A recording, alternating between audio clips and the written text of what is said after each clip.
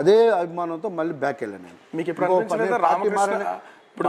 మారనే feeling నాకు లేదు, ఎందుకంటే నా సొంత ఇంటికి వెళ్ళిన ఫీల్ నాకు ఉంది. వెలగపూడి మీ దగ్గరికి వచ్చినా, మీరు వెలగపూడి దగ్గరికి వెళ్ళినా, చేతులు పట్టుకుని ఒకరికొకరు మాట్లాడుకున్న సమయంలో ఇతను నేను ఓడించలేకపోయాను, లేకపోతే ఇతనికి నాకు రాజకీయ శత్రువు, మళ్ళీ ఇలా కలవాల్సి వస్తుందన్న ఒక్క క్షణం కూడా మీకు ఫీల్ కలలేదు? ఖచ్చితంగా ఉంటుంది, అది ఎక్కడ అది ఫీల్ ఖచ్చితంగా ఉంటుంది, ఉన్నా కూడా తప్పదు కదా.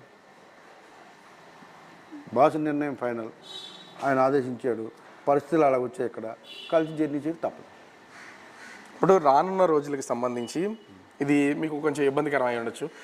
వైసీపీ కనుక రానున్న ఎన్నికల్లో గెలిస్తే మొట్టమొదటగా తిరిగి వైసీపీలోకి వెళ్ళిపోయేది పూర్తి స్థాయిలో మీరే అనేది జోరుగా జరుగుతున్నటువంటి విషయం. నేను ఒప్పుకుంటాను. మీకు ఒక విషయం చెప్పిన, క్యారెక్టర్ అంటే కేర్ ఆఫ్ అడ్రస్. నేను ఈ క్యారెక్టర్ లేని మనుషులు ఏవో చెప్తా ఉంటే అవి వినాల్సిన అవసరం నాకు లేదు.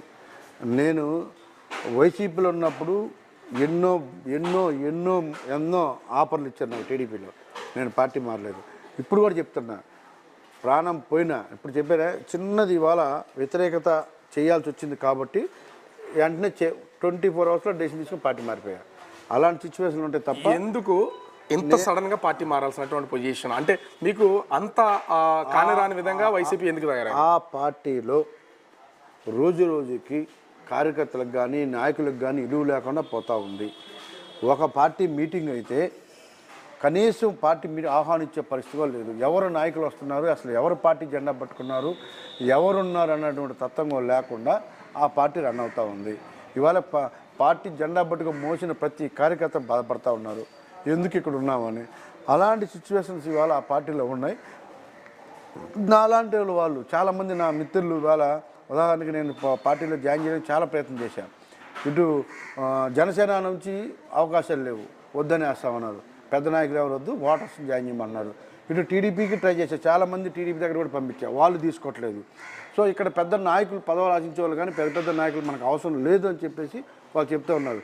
దాదాపు 50 మంది వరకు నేను రిఫర్ చేశాను, ఇదిగో ఇలా తీసుకోండి ఇలా వస్తా ఉన్నా అంటే తీసుకోవట్లేదు. మనకు ఉన్న వాళ్ళు చాలు, ప్రస్తుతం మనం ఏం చేయలేము, ఎవరికి హెల్ప్ చేయలేము అని వాళ్ళు అంటున్నారు, వీళ్ళు అంటున్నారు. సో ఆ ప్రాసెస్లో పెద్ద నాయకులు తీసుకోలేకపోతా ఉన్నాం. మీరు జనసేనలోకి వచ్చేటప్పుడు కూడా ఇట్లాంటి హామీ ఏదో మీకు ఇచ్చే ఉంటారు కదా? నేనేం హామీ తీసుకోకుండానే పార్టీలకు 24 అవర్స్లో డిసైడ్ అయ్యాము, పార్టీ మారిపోయాము. ఆయనే పిలిచి మీరు పార్టీ, మీ అవసరం ఉంది పార్టీకి, సో ఖచ్చితంగా మిమ్మల్ని పార్టీ ప్రెసిడెంట్గా పెడతానని చెప్పేసి నాకు పవన్ కళ్యాణ్ గారే పిలిచే అవకాశం ఇచ్చారు. నేను చాలాసార్లు దాదాపు 8 సంవత్సరాలు పార్టీ ప్రెసిడెంట్ చేశాను, నాకు అవసరం లేదు అనుకున్నా నేను. కానీ నువ్వు పార్టీని బలోపేతం చేయాలి కాబట్టి నువ్వు అక్కడ ఖచ్చితంగా ఉండాలనేది మా ఉద్దేశం, నువ్వు ఉండని చెప్పడం జరిగింది.